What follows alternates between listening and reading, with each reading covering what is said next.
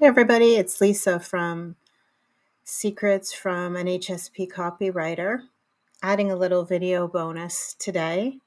Even though I'm not wearing any makeup, but I'm going to try and ignore my non makeup face today and provide you with the content, which is what you're really here for, I would imagine. So part 3 of the Spark series, which is right now free for paid members, and then at some point I'm going to turn it into a guide that I will be selling via Gumroad that non-paid subscribers can purchase, is about getting your first clients. So it's not rocket science, but it's also not super simple. If you followed the information in part 1 and part 2, where I talk about the real skills that you do need. So again, yes, it's not rocket science, but you do need, so for copywriting, for instance, you do need to have obviously a solid understanding of copywriting. You need to be creative. You need to understand language, structure, and then be able to follow creative briefs as well. And then in part 2, I talked about the sort of hardware and software that you need. Again, pretty low overhead, I would say. A very modern, robust laptop or desktop, an understanding of SaaS, software as a service platforms like Slack, Teams, Outlook.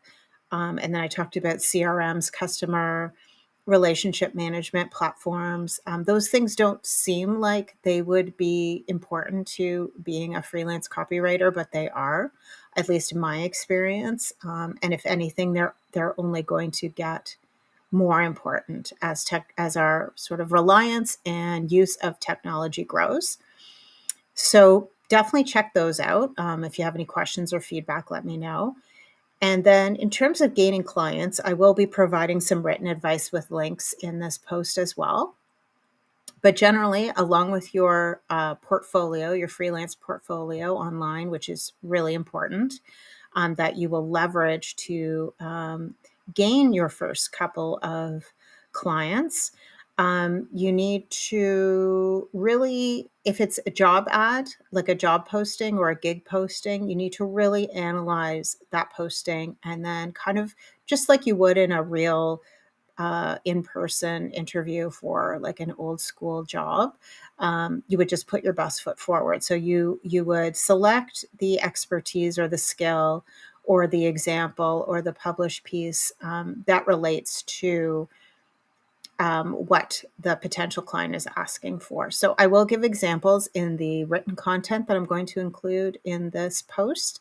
But basically, the way you stand out, or the way that I've always stood out and been able to maybe more quickly gain clients than some of my competitors, especially when I was new to writing, freelance writing and copywriting, was to be confident but not obnoxious, and to really pay attention to what the client was looking for, and then kind of be willing to kind of do that research and do the extra work and not charge them at the beginning, right? Because you're sort of climbing the ladder, as it were, and you need those clips, you need those published pieces, you need the copywriting client, not only for the payment, which is huge, but to leverage that and include that in your portfolio, and then just sort of keep moving up the ladder in terms of what you can charge, what published pieces you can show potential clients, and then what skills you've gained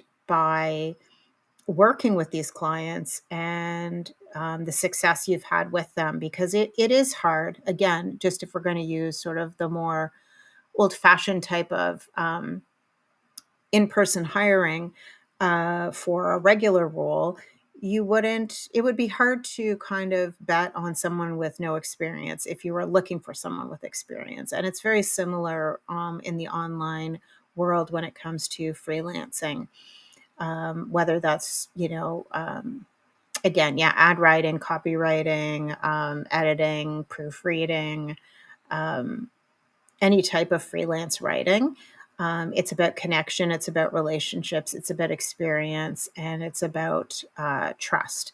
So use those soft skills. Really analyze whether you're talking on the phone or, again, if it's a gig posting on Upwork or something like that. Really pay attention to what they're looking for and put your best foot forward. Again, I will give you examples of that in the written post, but I did want to add a little video content as well. Hope that helps. Thanks.